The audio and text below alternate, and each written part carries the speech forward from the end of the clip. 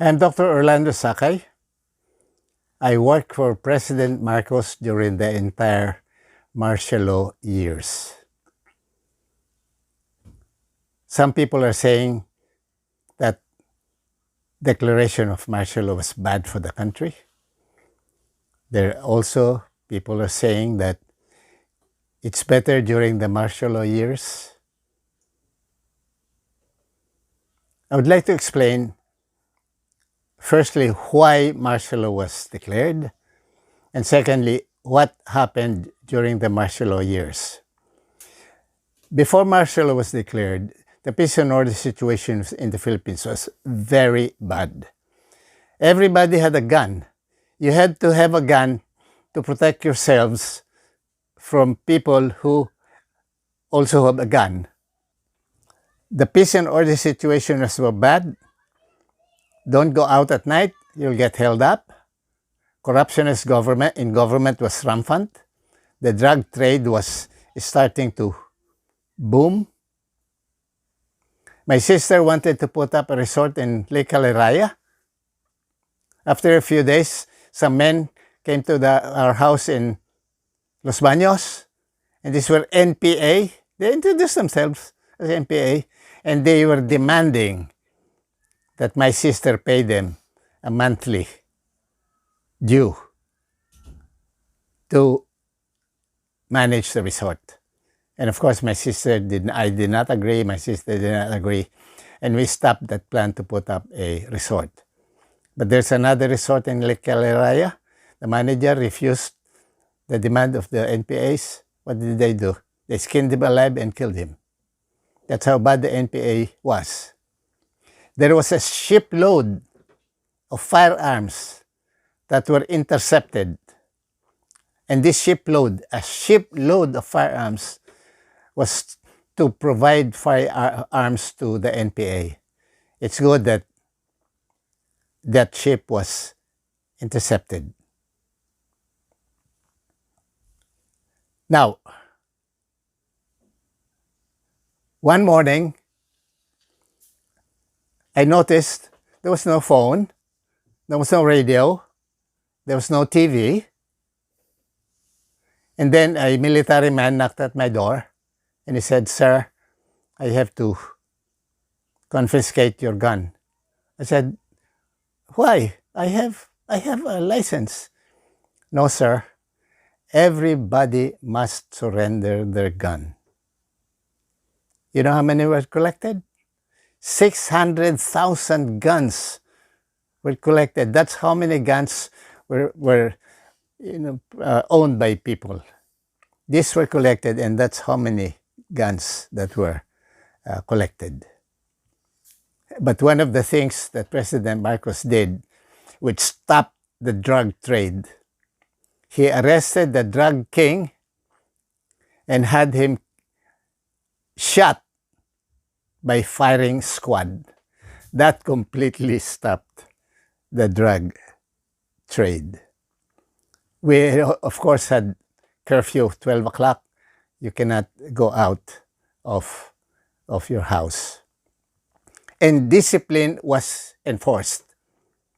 So the saying was, what was being promoted is a saying na sa ikauunlad ng bayan, disiplina ang kailangan. For the welfare of the country, discipline is needed. And that was really enforced. But one of the major things President Marcos did was he abolished Congress. I might have mentioned that when I was working for President Macapagal, we drafted the Land Reform Code. We presented it to Congress. When it was at the Senate, it took us 27 days of hearing before the bill was approved by the Senate. Why? Most of the members of the Senate were landowners. They were questioning this provision, that provision. Eventually, they passed the law, but it was watered down. And of course, Macapagal lost the election to President Marcos, and that law was hardly implemented. When Marcos declared martial law, he formed a committee of 6 to draft the Agrarian Reform Law. There were 6 of us. I was a member, and there were some people that became heads of various agencies. We had Sixto Rojas, Senator Goson, Joe Feliciano, and we were given 6 days to draft the law. And after the law, we presented it to President Marcos. By the stroke of the pen, we had a land reform law. And this is what was implemented, and one of the reasons why I was appointed as deputy minister and undersecretary was to help implement this law. One of the things that was implemented during Marcos' time was the establishment of the parliament in lieu of Congress. In the parliamentary system, the heads of the departments must be a member of parliament. And the secretary of a particular department, like Secretary of Agriculture, he is also the chairman of the Agriculture Committee of Parliament. This means that whatever law is passed, and the chairman of the committee, headed by the secretary, is also responsible for implementing the law. And this is why the implementation of programs under President Marcos was very swift. There were several projects that were implemented, and I think I mentioned the many projects that we implemented in agriculture. Now, a question was raised that during martial law years, President Marcos stole the money of the government. They're saying, Presidente Marcos ninakaw ang kaban ng bayan. Let me say this. The budget of the national government at that time was very, very limited. When I was appointed deputy minister, the first year my salary was 1,500 pesos a month. And that was fairly high compared to the salary of other employees. I was undersecretary. But that 1,500 was enough to pay for my light, water, maid, driver. I had to be engaged in a private business to supplement my income. Over 14 years, my salary went up to 5,000 pesos per month. And when we were kicked out by Cory, immediately, she raised the salary of my position to 20,000. So when I retired, I got my pension, my retirement, based on 5,000.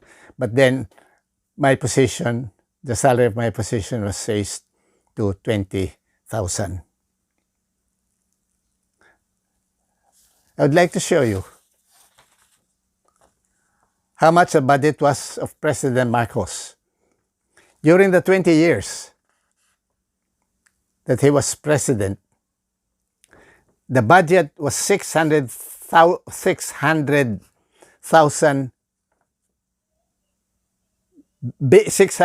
billion. 20 years. During Cory's time, 6 years, 1.3 trillion. More than twice. And during Marcos' time, while the budget is very limited, a lot were accomplished. Let me read. Philippine PICC, Philippine International Convention Center, Folk Arts Center, National Arts Center, Folk Art Theater, Philippine Lung Center, Philippine Heart Center, Philippine Kidney Center, and to add the renovation of PGH, in addition to many other things that were accomplished. Now, the question is, did Marcos steal?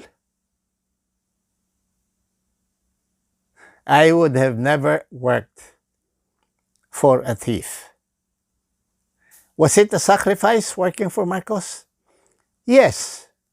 The salary was very low, but there was one reward.